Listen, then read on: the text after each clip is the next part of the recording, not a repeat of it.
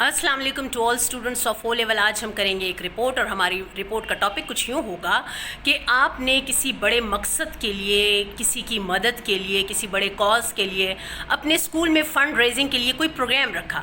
وہ فن فیئر بھی ہو سکتا ہے یا کوئی اور ایونٹ جو بھی آپ مناسب سمجھیں. تو اس حوالے سے آپ نے یہ اپنی رپورٹ میں لکھنا ہے کہ آپ نے یہ جو ایونٹ ہے یہ کس طرح سے منعقد کیا، اس ایونٹ میں کیا کچھ ہوا، اور اس کے ساتھ ہی ساتھ آپ یہ بھی بتائیں گے کہ آپ نے یہ فنڈ کس طرح سے اکٹھا کیا اور اب آپ اس کو کس طرح سے یوٹیلائز کریں گے. سب سے پہلے رپورٹ کا پیٹرن، تاریخ لکھیں گے، نیچے اسکول کا نام لکھیں گے. اس کے بعد لکھیے ہمارے اسکول میں تعلیم کے ساتھ ساتھ تربیت پر خصوصی توجہ دی جاتی ہے اور انسان کی مدد اور انسانیت کی خدمت پر زور دیا جاتا ہے. ہمیں سکھایا جاتا ہے ہیں لوگ وہی جہاں میں اچھے آتے ہیں جو کام دوسروں کے.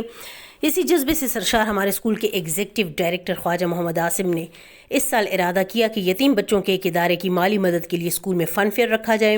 اس حوالے سے انہوں نے ایک روز صبح اسمبلی میں بچوں سے خصوصی طور پر خطاب کیا اور ادارے کے حوالے سے بتایا کہ اس ادارے میں گزشتہ 20 برس سے یتیم بچوں کی کفالت کا فریضہ انجام دیا جاتا ہے، لیکن اب ادارہ مالی بحران کا شکار ہے جس کی مدد کرنا اب ہمارا فرض ہے. اس موقع پر ادبستانی صوفیہ اپنی روایت کو برقرار رکھتے ہوئے مالی مدد کے لیے آگے بڑھے اور فنڈ اکٹھا کرنے کے لیے اسکول میں فن فیئر رکھا جا رہا ہے.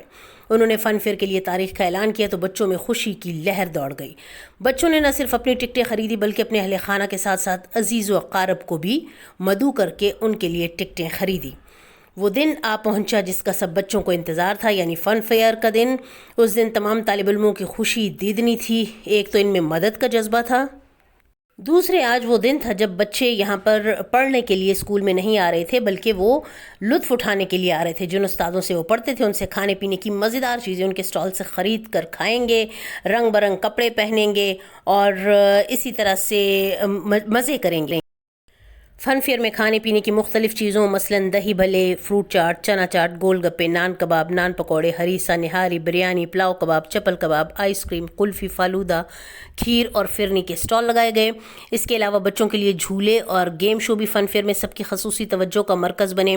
کھانے پینے کی چیزوں کے جو اسٹال تھے ان کے درمیان مقابلہ رکھا گیا اور مقابلے کے اختتام پر سب سے بہترین جو اسٹال قرار پایا وہ چپل کباب کا تھا.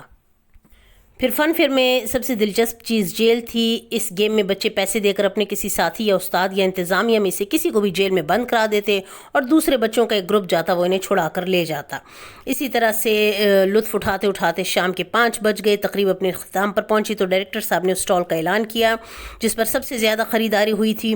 اس کے بعد انہوں نے تمام لوگوں، اساتذہ کا بھرپور شرکت پر شکریہ ادا کیا، شاباش دی اور یہ اعلان کیا کہ آج اس تقریب سے جتنی آمدنی ہوئی ہے اسے یتیم بچوں کی کفالت اور فلاح و بہبود پر خرچ کیا جائے گا. انہوں نے لوگوں کے جذبے کو سراہا اور انہیں مستقبل میں بھی کار خیر میں شرکت کی ترغیب دی اور یوں اس کامیاب تقریب کا اختتام قومی ترانے پر ہوا.